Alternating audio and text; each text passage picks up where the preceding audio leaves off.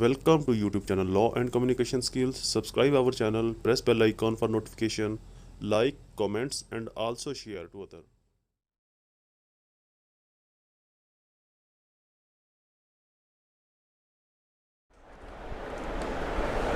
अस्सलाम वालेकुम friend and viewers, I hope all are fine. This is Mubashar Iqbal Chauhan, advocate high court and legal lecturer. Series of legal lectures के अंदर हमारा आज का सब्जेक्ट लॉ ऑफ कॉन्ट्रैक्ट 1872 या कॉन्ट्रैक्ट एक्ट 1872। हमारा टॉपिक या question consent, free consent. What is consent and when consent said to be free. Consent क्या है, फ्री कंसेंट क्या है, ऐसे कौन कौन से इसेंशियल्स हैं, इंग्रेडिएंट्स हैं, ऐसे कौन कौन से अनासर एलिमेंट्स हैं कि अगर उनमें से कोई एक भी आंसर किसी कॉन्ट्रैक्ट के अंदर फॉल कर जाए तो कॉन्ट्रैक्ट जो है वो वैलिड नहीं होगा। उस कॉन्ट्रैक्ट के अंदर जो एक्सचेंज ऑफ कंसेंट है वो फ्री कंसेंट नहीं कहलाएगी। शुरू करते हैं हमारा lecture. As usual lecture start करने से पहले मैं आपको बताता चलो कि मेरे चैनल को सब्सक्राइब करना और बेल आइकन को प्रेस करना भूलें ताकि मेरे तमाम फर्दर इन्फॉर्मेटिव लेक्चर्स आपकी एक्सेस में रहे और उनके नोटिफिकेशन आपको मिलते रहे। सेकेंडली, मैं अपने जो LLB के नोट्स हैं उनका लिंक जो नीचे डिस्क्रिप्शन के अंदर दे दूंगा, वहाँ लिंक से मेरे नोट्स डाउनलोड कर सकते हैं और उसको शेयर भी कर सकते हैं। थर्ड, मैं अपने लेक्चर्स की फीस बताता चला। अब मेरे सभी लेक्चर्स पेड होंगे। मेरे एक लेक्चर की फीस जो है वो कम से कम 10 रुपये आपने डोनेट करने हैं, फर्स्ट स्टेप। सेकंड स्टेप, कम से कम 2 लोगों की आपने हेल्प। और थर्ड स्टेप, मेरे पेरेंट्स के लिए दुआ, अल्लाह ताला उनको सेहत तंदुरुस्ती दे और उनका साया मेरे सर पर सलामत रखे। शुरू करते हैं हमारा lecture. What is consent and when consent is said to be free. कब कंसेंट जो है वो फ्री कहलाएगी। कंसेंट किसी भी कॉन्ट्रैक्ट के अंदर इन्वॉल्व होने के लिए दो या दो से ज़ायद पार्टीज़ के दरमियान में जो कंसेंट है, कंसेंट क्या है कि हर पार्टी को पता हो कि मैं क्या दे रहा हूं और क्या ले रहा हूं, मेरा क्या। फॉर एग्जांपल, दो पार्टीज कॉन्ट्रैक्ट करती हैं। एक पार्टी गाड़ी सेल करती है, दूसरी पार्टी पैसे देती है, गाड़ी लेती है। अब जो गाड़ी देने वाली पार्टी, उसको पता है कि मेरा नुकसान क्या है इसके अंदर, कि मैं गाड़ी सेल कर रहा हूं। अब गाड़ी मेरे से जा रही है, ये मेरा नुकसान है। इसके एवज मुझे प्रॉफिट क्या है कि मेरे पास पैसे आ रहे हैं। जो गाड़ी देने और पैसे लेने का अमल है ये कहलाता है कंसिडरेशन। अब अगर उसको पता है कि मेरी गाड़ी 20 लाख की है, मैंने 2 साल यूज़ की है, ठीक है, 18 लाख के अंदर अगर ये सेल होती है तो इसके अंदर कोई ऑब्जेक्शन नहीं है। 2 साल मैंने यूज़ भी की है, तो मतलब उसको अपने क्राइसिस का, अपने लॉसेस का, अपने बेनिफिट्स का पता है और वो अपनी मर्जी से गाड़ी को सेल कर रहा है। या वो समझता है कि मुझे गाड़ी सेल कर देनी चाहिए, मुझे इसकी बस कोई और गाड़ी चाहिए, छोटी गाड़ी लेनी है या बड़ी गाड़ी लेनी है, अपग्रेड करना है गाड़ी को। तो उसको पता है कि अगर मैं 18 लाख के अंदर ये गाड़ी सेल करूंगा तो अपने पास में 5-7 लाख रुपए और डाल के 25 लाख के अंदर मैं गाड़ी ले लूंगा। तो उसको अपने लॉसेस का भी पता है, अपने प्रॉफिट का भी पता है। उसको ये भी पता है कि मेरी गाड़ी वाकई ही ठीक प्राइस के अंदर सेल हो रही है, मेरे ऊपर कोई प्रेशर नहीं है, जोर जबरदस्ती नहीं है, ना ही सामने वाली पार्टी उससे प्रेशर से, जोर जबरदस्ती से वो चीज़ ले रही है, हथियार रही है। तो इस दौरान में जो उनके आपस में कॉन्ट्रैक्ट होगा, कुछ देकर कुछ लेने के अमल में, यह कहलाता है कंसिडरेशन। और ये तमाम जो इन्वायरमेंट है, ये तमाम जो सर्कमस्टांसिस हैं, जो दोनों की गुफ्तो शनीद है, जो दोनों की बातचीत है, ये बातचीत का जो सारा सिनेरियो है, ये इन्वायरमेंट कहलाएगा free consent. Section of this question, रिलाय सेक्शन ऑफ दिस क्वेश्चन, रिलाय सेक्शन है section 13, section 14, section 15, section 16, section 17, 18, 19, 20। ये 8 इसके रिलाय सेक्शंस हैं। ये 8 इसके रिलाय सेक्शंस हैं। सेक्शन 13 से लेकर कॉन्ट्रैक्ट एक्ट 1872 से सेक्शन 20 तक contract act 1872। Definition of consent, जैसे कि मैं आपको बता चुका, इंग्लिश के अंदर मैं इसको इंटरप्रेट कर देता हूं। When all the parties of contract में agree upon the same thing in the same sense is called consent. जब दो या दो से जायद पार्टीज किसी एक सेम फैक्ट के ऊपर सेम सेंस में, अब देखिए कि अगर एक शख्स गाड़ी सेल कर रहा है, उसने गाड़ी ली थी 20 लाख की, अब वो गाड़ी सेल कर रहा है 18 लाख की, तो उसको पता है कि मुझे अगर 2 लाख नुकसान हो रहा है तो मैंने 2 साल गाड़ी चलाई भी है, यूज भी की है, तो डेट मीन अगर मैंने यूज की है तो गाड़ी की वैल्यू तो कम होगी। अब जो दूसरी पार्टी है वो भी सेम सेंस में है, उनको पता है कि गाड़ी की एक्चुअल प्राइस 20 लाख है, लेकिन चूंकि इसे 2 साल यूज की है तो ये हमें 18 लाख में मिल रही है, तो हमारे लिए भी ये रीजनेबल है। तो हम इसके एवज अगर 18 लाख देंगे तो उस 18 लाख के एवज हमें कुछ ना कुछ मिलेगा। हर वो कॉन्ट्रैक्ट जहां पर कंसिडरेशन इन्वॉल्व होगा, कंसिडरेशन क्या होता है, कुछ लेने का और कुछ देने का अमल, कि अगर आप कुछ दे रहे हो तो उसकी एवज आपको कुछ मिल भी रहा है, सिर्फ वो कॉन्ट्रैक्ट होगा। जहां पर कंसिडरेशन इन्वॉल्व नहीं होगा वो कॉन्ट्रैक्ट नहीं हो सकता। वो अनडू इन्फ्लुएंस होगा, क्वार्जन होगा, वो मिस्टेक, रिप्रेजेंटेशन होगा, या वो अगर लीगल टर्म्स के अंदर यूज होगा तो वो गिफ्ट कहलाएगा, क्योंकि गिफ्ट के अंदर कुछ लेने और देने का अमल नहीं होता, सिर्फ एक तरफ से दिया जाता है, दूसरी तरफ से उसको एक्सेप्ट किया जाता है, उसको कबूल किया जाता है। डेफिनेशन ऑफ फ्री कंसेंट की डेफिनेशन क्या होगी? Consent will be considered free when it has been taken without coercion, undue influence, fraud, misrepresentation and mistake. ये 5 ऐसे इसेंशियल ऐसे एलिमेंट हैं कि अगर इनके बगैर कंसेंट ली जाएगी तो वो कहलाएगी फ्री। अगर इनमें से कोई एक आंसर भी इन्वॉल्व हो गया, ये आगे चल के मैं इनको एक्सप्लेन करूंगा, कोर्जन क्या है, अनडू इन्फ्लुएंस क्या है, मिस्टेक क्या है, मिसरिप्रेजेंटेशन क्या है या फ्रॉड क्या है, अगर इन 5 में से कोई एक आंसर भी इन्वॉल्व हुआ कॉन्ट्रैक्ट में तो कॉन्ट्रैक्ट फ्री कंसेंट नहीं कहलाएगा। जब कॉन्ट्रैक्ट फ्री कंसेंट नहीं होगा तो डेट मीन कॉन्ट्रैक्ट वैलिड है ही नहीं, कॉन्ट्रैक्ट इलीगल एब इनिशियो है, कॉन्ट्रैक्ट वॉइड हो सकता है लेकिन वैलिड नहीं होगा, इलीगल होगा। एज ऑफ कंसेंट, कंसेंट की एज क्या है? Consent can only be given by an adult, adult की तरफ से कंसेंट दी जा सकती है। Consent which is given by minor in contract will be considered invalid. The age of consent is age at which a person is considered to be legally competent to consent to sexual act. The age of consent are currently set between 14 and 18. Different ममालिक के अंदर जो adultery as है, जो competent as है, majority की as है वो डिफरेंट है। कुछ ममालिक के अंदर 14 ईयर है, कहीं पर 16 है, कहीं पर 18 है। तो जनरली 14 के बाद जो है वो अडल्ट्री, क्योंकि 14 के बाद इंसान अपनी अच्छाई और बुराई को समझने के लिए अहल होता है, कैपेबल होता है, तो इसलिए 14 को कंसीडर किया जाता है कि ठीक है इससे ऊपर अगर कॉन्ट्रैक्ट करता है तो वो वैलिड होगा। But generally in according with law अगर आपने एग्रीमेंट को रजिस्टर्ड करवाना है, कॉन्ट्रैक्ट को रजिस्टर्ड करवाना है तो तब तक कॉन्ट्रैक्ट रजिस्टर्ड होगा ही नहीं जब तक सभी पार्टी जो कॉन्ट्रैक्ट के अंदर इन्वॉल्व हैं उनकी एज 18 साल या इससे जायद ना हो। क्योंकि 18 साल के ऊपर पाकिस्तान के अंदर शनाख्ती कार्ड बनता है, आइडेंटिटी कार्ड बनता है और आइडेंटिटी कार्ड के बगैर कोई भी कॉन्ट्रैक्ट रजिस्टर्ड हो ही नहीं सकता किसी भी जगह के ऊपर। तो लिहाजा ये एक इसेंशियली लाज़िम मलज़ूम अमल है, एक इसेंशियली अमल है कि अगर आपने कॉन्ट्रैक्ट रजिस्टर्ड करवाना है, कॉन्ट्रैक्ट के अंदर इन्वॉल्व होना है तो आपकी एज कम से कम 18 ईयर या इससे ऊपर होनी चाहिए और आपका आईडी कार्ड बना हो। Consent of unsound minded, unsound minded की कंसेंट वैलिड होगी या नहीं? A consent which has been taken by unsound minded has no legal value, इसकी कोई कानूनी हैसियत नहीं है। If a contract has been made upon such consent in this case such contract will be void, ये वॉइड होगा, valid नहीं होगा। Because unsound minded person is unable to judge the consequence of his consent against any agreement, that's why such contract has no value in the eye of law and it is enforceable by law. It is not enforceable by law, ये law के अंदर enforceable नहीं होगा क्योंकि unsound minded को पता ही नहीं है। मैं एक लीगल पर्सन हूँ, मैं एक एडवोकेट हूँ, मुझे पता है कि कौन सा लॉ क्या कहता है, कौन सा लॉ कैसे इंटरप्रेट करना है, किस लॉ की इंटरप्रेटेशन कैसे होगी, कौन सा सेक्शन इंडिपेंडेंट है, कौन सा सेक्शन कोऑपरेटिव है, किसी और सेक्शन से मिलकर डील करता है। अगर एक ऐसे शख्स को इस जगह पर बिठा दिया जाए जिसको लॉ की सेंस नहीं है, समझ नहीं है, तो वो क्या एक्सप्लेन करेगा? सेम उसी तरह से जब एक गाड़ी बेचने वाले को पता ही नहीं है कि मेरी गाड़ी की एक्चुअल वैल्यू क्या है, वो 10 लाख की गाड़ी 20 लाख की गाड़ी को 10 लाख में सेल कर दे तो वो तो अनसाउंड माइंडेड हुआ, उसको समझ ही नहीं है, उसको कॉन्सिक्वेंस का नहीं पता, उसको पता ही नहीं कि मुझे कितना नुकसान होना चाहिए और कितना नुकसान मैं उठा रहा हूं, कितना नुकसान मुझे मिल रहा है। तो जब उसको इसके नतायज का नहीं पता, इसके अनासर का, इससे क्या इफेक्ट हो सकते हैं, उसको इन चीजों का नहीं पता, तो लिहाजा वो कॉन्ट्रैक्ट अंदर फाल नहीं हो सकता। और जो शख्स उनके साथ कॉन्ट्रैक्ट करेगा अनसाउंड माइंडेड शख्स के साथ, वो कंपिटेंट कॉन्ट्रैक्ट नहीं होगा। अनसाउंड माइंडेड कौन कौन से हैं, इनकम्पिटेंट लोग कौन कौन से, इसके ऊपर लॉ ऑफ कॉन्ट्रैक्ट के ऊपर मेरा ऑलरेडी लेक्चर अपलोड हो चुका है, आप प्ले लिस्ट के अंदर जाकर मेरा वो लेक्चर भी देख सकते हैं, वॉच कर सकते हैं। Next most important part of this question और this topic, essential of consent. इसको ध्यान से सुनिएगा कि कंसेंट के इसेंशियल्स कौन कौन से होते हैं, कौन कौन सा ऐसा एलिमेंट, ऐसा इसेंशियल अगर कॉन्ट्रैक्ट के अंदर इन्वॉल्व हो गया।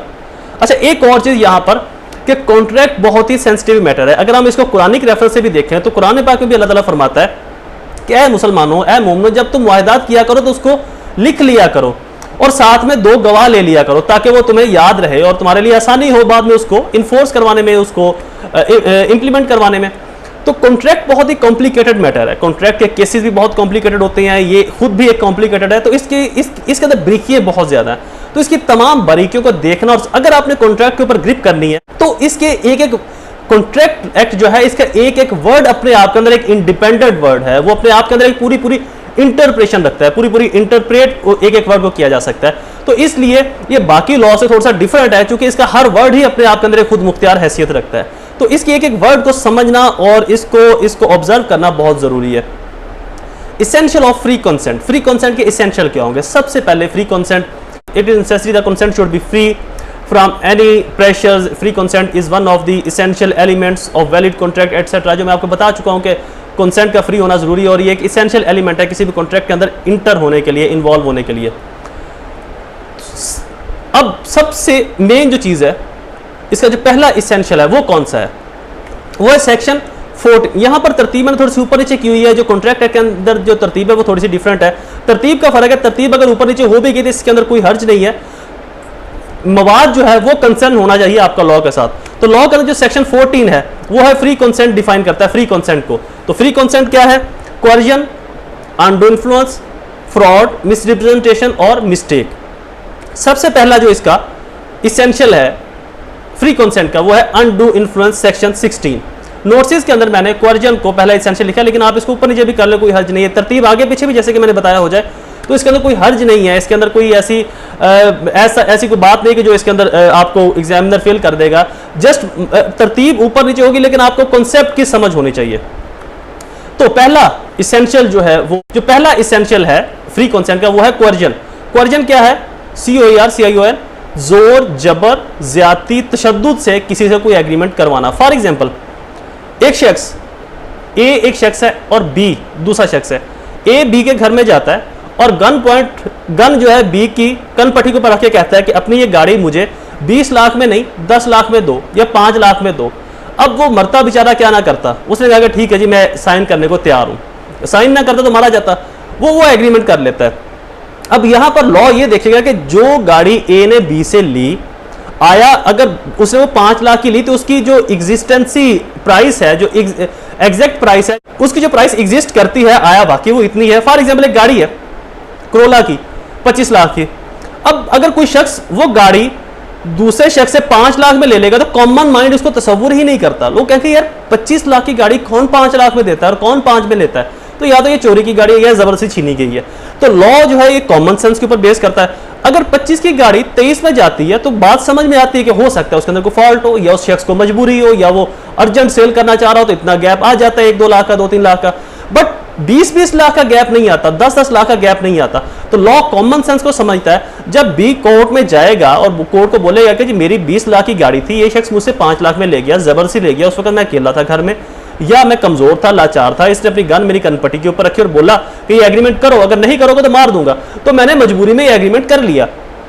अब मुझे इस चीज का पता चला है, मेरा वकील से या किसी भी सोर्स से मुझे पता चला कि वो जो काम उसने किया वो एग्रीमेंट उसकी बेस ही कोई नहीं है, क्योंकि एग्रीमेंट की एसेंशियल्स के अंदर फुलफिल नहीं करता, इसके अंदर फ्री कंसेंट नहीं है, मैंने जोर जबरदस्ती से मुझसे कॉन्ट्रैक्ट कराया गया, लिहाजा मेरी इस चीज को वापस दिलवाया जाए और जो उसने मुझे पेमेंट दी है मैं उसको वापस देने को तैयार हूं। कोर्ट जब इसके अंदर कॉमन सेंस को देखेगी, कोर्ट जब ऑब्जर्व करे कि वाकई 20 लाख की गाड़ी 5 में कैसे सेल हो सकती है, कैसे कोई 5 में सेल कर सकता है, कोई पागल ही कर सकता है, एक सेंसेबल इंसान तो ये काम कर नहीं सकता। तो लॉ जो है उस कॉन्ट्रैक्ट को कोर्ट के अंदर इलीगल करार देगा और उस एग्रीमेंट को डिसमिस कर देगा, सस्पेंड कर देगा और दोनों पार्टीज को उनकी जो एक्चुअल अमाउंट है, जो उनका एक्चुअल सब्सटेंस है, एक का गाड़ी और दूसरे का पैसा 5 लाख रुपए, वो उनको वापस पलटा देगा। इन फर्दर से अगर वो कार्रवाई करना चाहें तो क्रिमिनल एक्टिविटीज की कार्रवाई हो सकती है इसके ऊपर, that is the discretionary powers of both parties. But हमारा मसला इसको समझना था। तो कोएर्जन, जोर जबरदस्ती और जबर से जब किसी से आप कोई एग्रीमेंट करवाते हो कि मुझे दे नहीं दे तुझे मार दूंगा, या किसी और लाजमी नहीं कि अगर आपने उसको जान की धमकी दी है, कोई और नुकसान की, किसी और तरह से उसको आपने धमकी दी है, ब्लैकमेल किया कि मैं तेरे साथ ऐसे कर दूंगा वैसे कर दूंगा, उसको तशद्दुद का डर है, अपने घर वालों की, अपनी फैमिलीज का, किडनैपिंग का डर है कि मेरे साथ ये हो सकता है, फलां हो सकता है, तो मुझे ये कॉन्ट्रैक्ट करना चाहिए। तो इस दौरान में किया गया जो कॉन्ट्रैक्ट है वो वैलिड नहीं होगा, लीगली नहीं होंगे, वो इलीगल कॉन्ट्रैक्ट होंगे, ab initio under the eye of law होंगे। Second essential of free consent, undue influence. अच्छा, अनडू इन्फ्लुएंस बहुत इंटरेस्टिंग टॉपिक है, इंटरेस्टिंग वर्ड है, इसकी एग्जांपल्स भी मैं आपको जिस तरह से दूंगा। अनडू इन्फ्लुएंस का मतलब है कि किसी के ऊपर अपना कोई ऐसा इन्फ्लुएंस इस्तेमाल करना, ऐसा अपना प्रेशर इस्तेमाल करना। मोस्टली इसके 2 एग्जांपल दूंगा मैं आपको।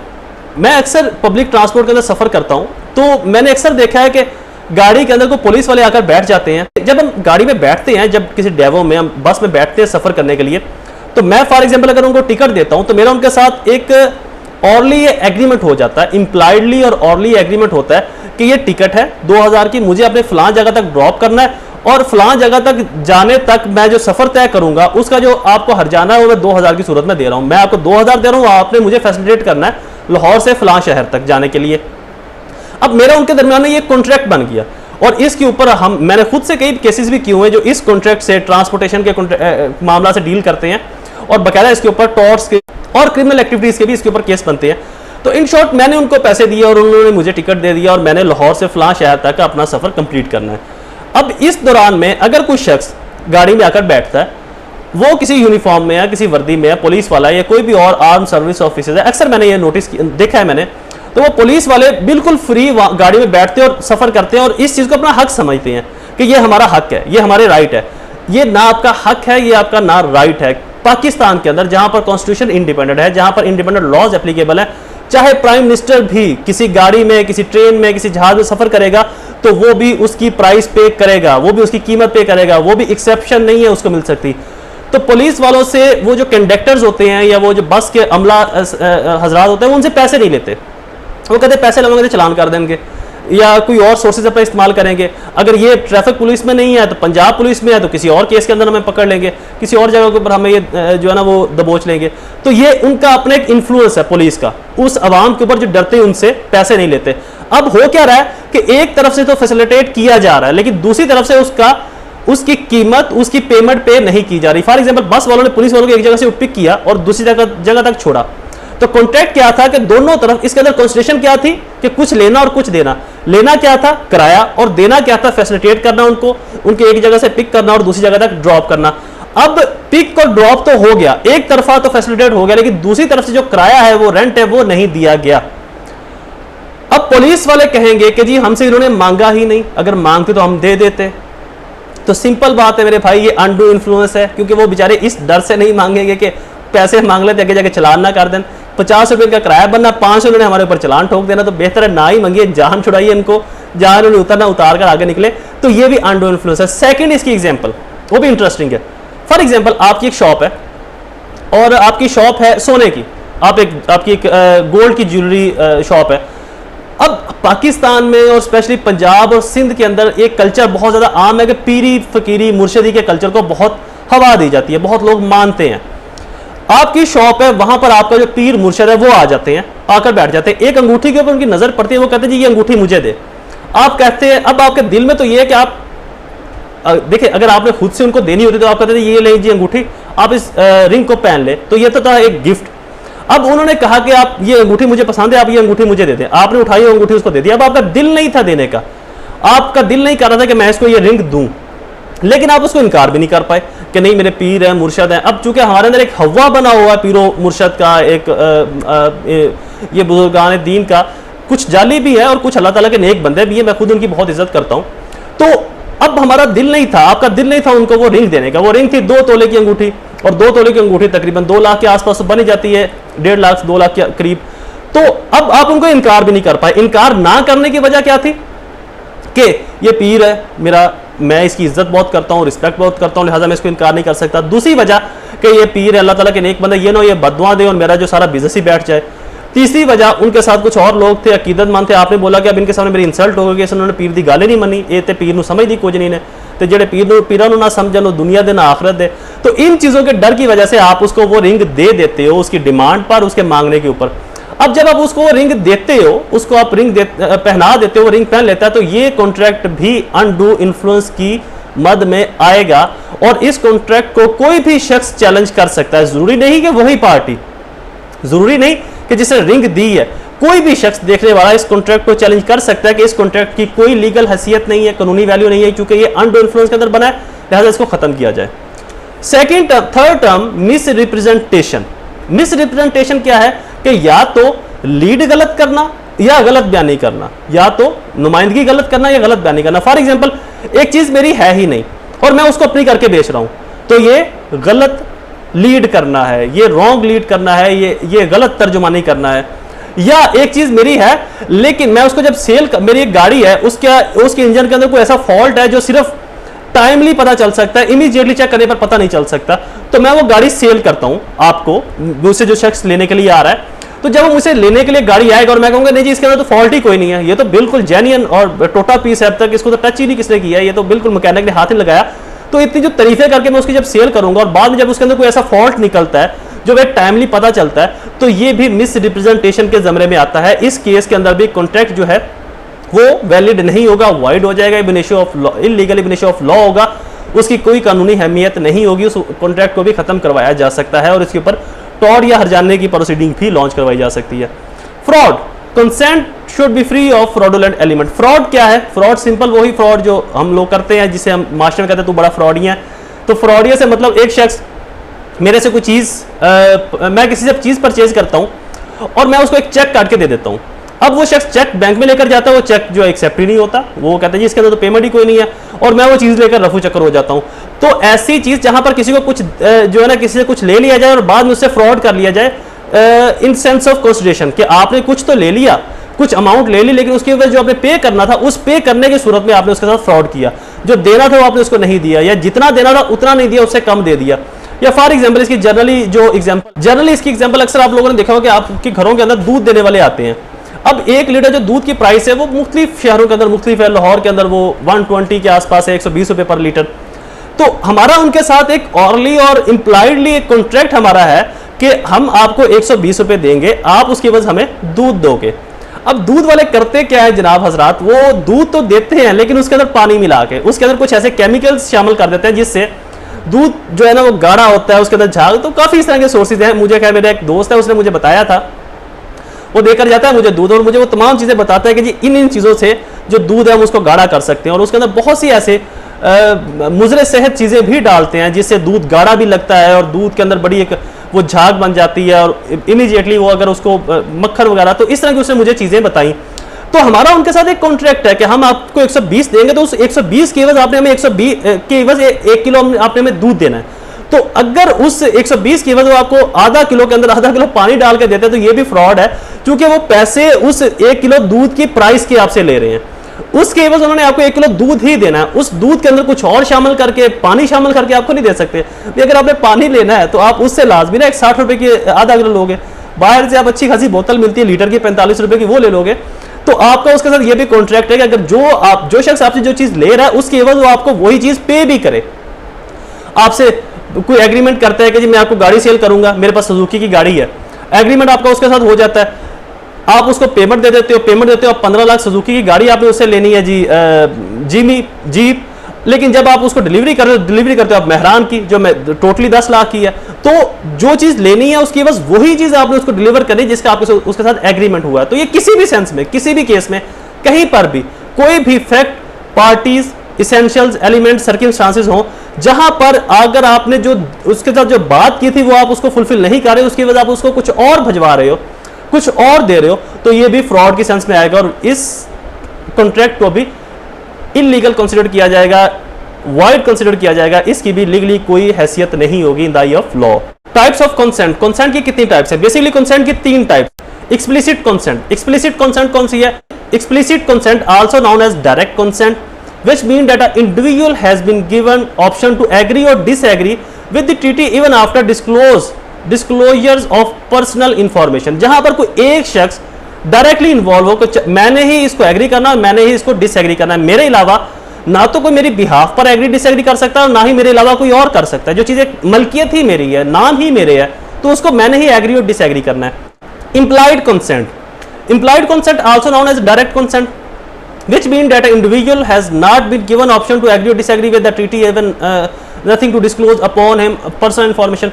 implied consent की एक डेफिनेशन मैं आपको ये भी अपनी तरफ से बताता हूँ कि फॉर एग्जांपल आप घर में बैठे हैं, आपको अपनी गाड़ी की चाहिए, गाड़ी की बाबा के पास है, आप जाते हैं अपने बाबा से कि जी मुझे गाड़ी की चाहिए, वो ऐसे इशारा कर देते हैं, या गाड़ी की सामने पड़ी तो आप बाबा कहते हैं जी मैं गाड़ी लेकर जा रहा हूँ फलां जगह के ऊपर, वो ऐसे चुप करके टीवी देख रहे हैं और चुप करके इशारा कर देते हैं।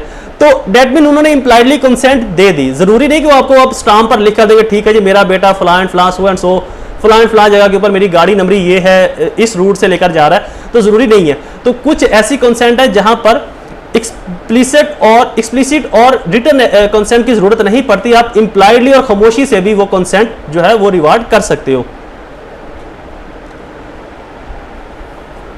सेकंड इसकी जो मैं आपको एग्जांपल दूं वो ये कि एक ही घर में माँ और बाप दोनों हैं और बेटा कोई चीज़ मांगता है या बेटी कोई चीज़ मांगती है, तो वो दोनों में से अगर कोई भी कंसेंट दे देता है, लाइक गाड़ी की चाबी है, पेरेंट्स बैठे हैं, आप कहते हैं मैं गाड़ी की चाबी लेकर जा रहा हूं, तो माँ कहती ठीक है, माँ ऐसे इशारा कर देती है, तो डेट मीन वो पोजेशन, वो जो प्रॉपर्टी है वो पेरेंट्स माँ और बाप दोनों की है, तो वो दोनों ही उसकी परमिशन देने के लिए कैपेबल हैं, उसकी परमिशन देने के लिए वो एबिलिटी रखते हैं।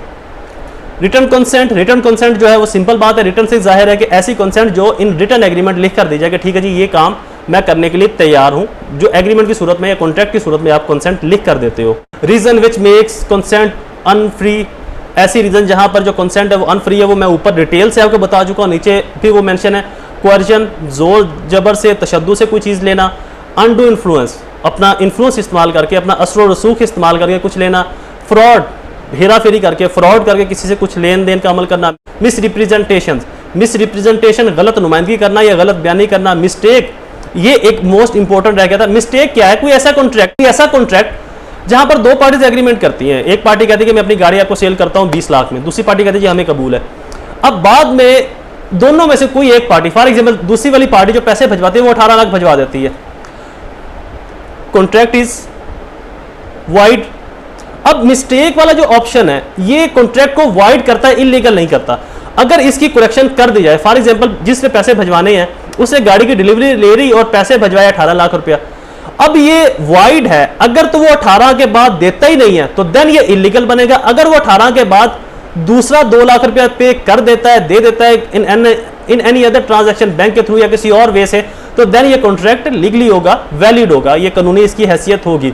तो मिस्टेक का मतलब होता है कोई ऐसी गलती, कमी, कोताही रहेगी जो आप करना नहीं चाहते थे, अनइंटेंशनली आपसे वो सरजद हो जाती है, आपसे वो कमिट हो जाती है, तो ऐसी सूरत में जो कॉन्ट्रैक्ट है वो वाइड होगा, लेकिन इलीगल नहीं होगा। इलीगल वो तब होगा जब आप उसको जानबूझकर उसके ऊपर अमल पैरा हो जाते हैं कि नहीं जी मैंने ये करना ही नहीं है, मैंने ये देना ही नहीं है, या अब मैंने वाकई ऐसे किया, मैंने अपनी मर्जी से ऐसे किया है, तो अगर आप उसकी करेक्शन कर देते तो वो कॉन्ट्रैक्ट लीगली होगा, अदरवाइज वो वाइड रहेगा। अगर आप उसके ऊपर अमल पैरा रहते तो वो इलीगल बन जाएगा।